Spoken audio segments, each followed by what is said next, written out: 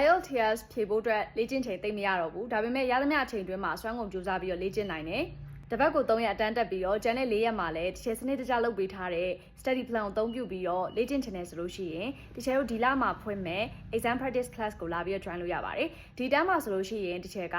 ဒီမေခွန်းဆက်လိုက်တွေပဲ practice လုပ်ခိုင်းမှာမဟုတ်ဘူးပေါ့နော် skill တစ်ခုချင်းစီမှာမဖြစ်မနေသိထားမယ် exam strategies တွေမားတဲ့အမားတွေနောက်ထပ် band score မြင့်မြင့်ရအောင်ဘာတွေလုပ်ရမလဲဆိုတော့စနစ်တကျအသေးစိတ်ရင်သင်ပေးမယ်အဲ့ဒါတွေအကုန်လုံးကျင့်ရသွားပြီဆိုမှ full set practice တွေလုပ်ရမယ်ပေါ့နော်အဲ့တော့ဒီတန်းလာတက်မယ်ဆိုလို့ရှိရင်အတန်းပြီးပြီးချင်းစာပေဝဲဖြေမယ်ဆိုရင်တော့ဖြေလို့ရတဲ့အထိတစ်ချက်ကစနစ်တကျလေ့ကျင့်ပေးပါမယ်အဲ့တော့ဒီမှာတစ်ချက်ကိုမေးရရှိရပေါ့နော်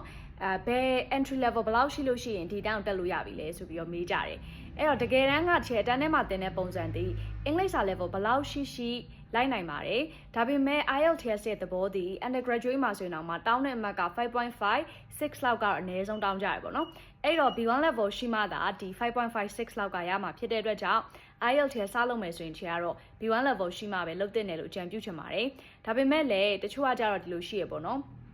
level ကတော့pre-intermediate နဲ့ B1 intermediate level ကြားထဲမှာရှိတယ်ဒါပေမဲ့ IELTS ရဲ့သဘောတရားတွေကိုကြိုပြီးတော့လေ့လာထားခြင်းနဲ့စာမေးပွဲကလည်းနောက်နှစ်လောက်မှဖြေမယ်အရင်ကြိုပြီးတော့တက်ထားခြင်းနဲ့ဆိုရင်တော့ခြေတော့လက်ခံပေးပါတယ်ဒါကတော့ကိုယ့်သဘောပေါ့နော်အဲ့လိုမဟုတ်ဘဲနဲ့ကိုကမဖြစ်မနေ 5.5 6 အနည်းဆုံးရရမယ်ဆိုရင်တော့ B1 level ရှိမှအဆင်ပြေပါတယ်အဲ့တော့ဒီ entry level ရှိထားပြီဆိုရင်ဘယ်သူမှမစိုးဒါအတန်းလာပြီးတော့တက်လို့ရပါတယ်တချို့တို့28ရက်နေ့စပါမယ်လူရကန့်သက်ထားပါတယ်10ယောက်ပဲလက်ခံပါတယ်ဘာလို့လဲဆိုတော့တယောက်ချင်းစီကိုဒါ one-on-one consultation တွေလည်းသွားမယ်တယောက်ချင်းစီအားတာချက်အားနည်းချက်တွေကိုလည်းဆွေးနွေးမှာဖြစ်တဲ့အတွက်ကြောင့်လူရနည်းနည်းပဲလက်ခံပါတယ်အဲ့တော့တန်းတက်မယ်ဆိုလို့ရှိရင်အခုပဲချေတို့ကိုစည်ရင်လာပေးလို့ရပါပြီ